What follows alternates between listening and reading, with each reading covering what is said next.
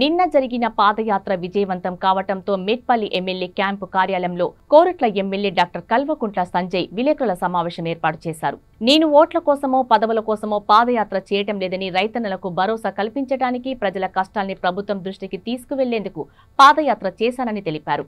మాపై ఎన్ని కేసులు పెట్టినా ప్రభుత్వం చేసే తప్పుల్ని ప్రశ్నిస్తూనే ఉంటామని అన్నారు.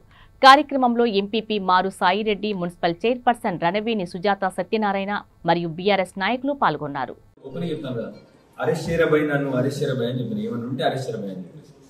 ఆ కేసు కూడా నిజం చెప్పాలంటే వాళ్ళకు కూడా తెలుసు, కేసులో దమ్ము లేదు. వాళ్ళు పెట్టిన కేసులో ఏ రాష్ట్ర ప్రభుత్వం అయినా ఆ సిటీ డెవలప్మెంట్ కోసం కొన్ని డబ్బులు ఖర్చు పెడతారు, తీసింది అంతే. దాంట్లో ఏమీ కూడా లేదు.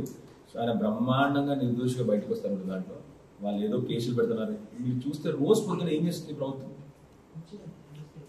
వ్యవసాయం గురించి ముఖ్యమంత్రి గారికి ఏమీ తెలియదు, విద్య గురించి ఆయనకు రాదు, ఆయనే బాబా. సో ఏ ఒక్క పని లేని వాళ్ళు ఏం చేయాలి? రోజు కేసులు తప్ప పని చేస్తున్నారు. రోజు ఒక కేసు ఉంటుంది, అంతే. ఇదే పని, కేసు ఎట్లా పగ తీసుకుందాం వీళ్ళ మీద. ఆయన ముఖ్యమంత్రి అయిందే పగల ముఖ్యమంత్రి, లేకపోతే అబద్ధాల ముఖ్యమంత్రి తప్ప ఇంకో పని చేయట్లేదు. తప్పకుండా ఈ కేసులో కూడా ఏమి ఉండదు. ఆయన కూడా ఎవరిని పైరవి చేసుకోవడం కూడా పోలేదు. 100% కలిసింది కట్టర్ గారిని, ఎందుకంటే ఆయన ఇప్పుడు దీన్ని ఇన్ఛార్జ్ మినిస్టర్ కాబట్టి రిటర్న్ వచ్చేసినారు కూడా ఆయన. సో దీంట్లో ఏ మాత్రం ఏమి తెలుసుకోలేదు. రేవంత్ రెడ్డి గారికి ప్రాబ్లం ఏంటంటే, చిన్న ఉదాహరణ చెప్తాను. మొన్న పొంగులేటి శ్రీనివాస్ రెడ్డి గారి మీద ఈడీ రైడ్ అయింది. అంతకుముందు బీఆర్ఎస్ వాళ్ళ మీద ఒక చిన్న విషయం జరిగితే బీజేపీ వాళ్ళు ఎట్లా గిరవారు? ఈడీ 2 రోజులు ఈడీ రెడీ చేసినారు ఫోన్లో. ఇప్పటివరకు ఎవరైనా ప్రెస్ మీట్ పెట్టారా? వీళ్ళు కానీ వాళ్ళు కానీ.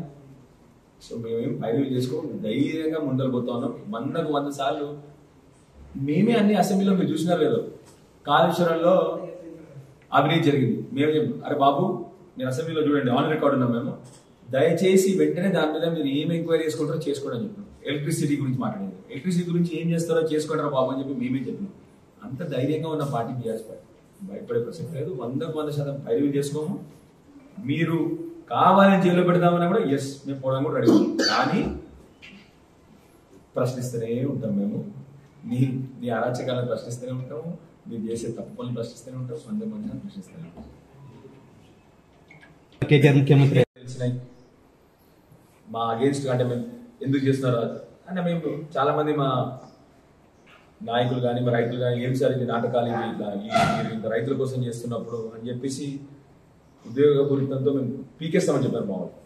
మేము మాత్రం ఒకటే విషయం చెప్పాం అందరూ, అట్లాంటి తప్పు మనం చేయదు, పెట్టుకొని ఎవరే పెట్టుకుంటున్నాం, మనం గమ్యం చేరే వరకు మనం పక్కదారి పట్టద్దు అని చెప్పేసి చేస్తే మా వాళ్ళ పాపం ఒక్కరు కూడా ముట్టలేదు. ఎందుకంటే మా పాదయాత్ర మనం డిసడ్వాంటేజ్ చేసినా అయినా కూడా ఎవ్వరు కూడా కనీసం ఇంత కూడా ముట్టలేదు. బాధాకరం ఏంటంటే, మేము ఇట్లా కొరుట్ల టౌన్ దాటినాము, మెట్టిపల్లి కొరుట్లలో మా అన్ని బ్యానర్లు పెట్టేసినారు. నిన్న మీరు చేసిన సపోర్ట్కి బ్రహ్మాండమైన మెసేజ్ పంపించింది. మెసేజ్ చాలా బాగా పోయింది. మీకు ఇంకోటి చెప్పాలి, మనం స్టార్ట్ చేసినాం ఇక్కడ. ఈ వచ్చే వారాల్లో చాలా మంది ఆల్రెడీ అనౌన్స్మెంట్లు చేస్తున్నారంట. నిన్న రాత్రి నాకు ఫోన్లు వచ్చినాయి, చాలా మంది కూడా ఇప్పుడు పాదయాత్రలు వాళ్ళ జిల్లాలో మొదలు పెడుతున్నారంట.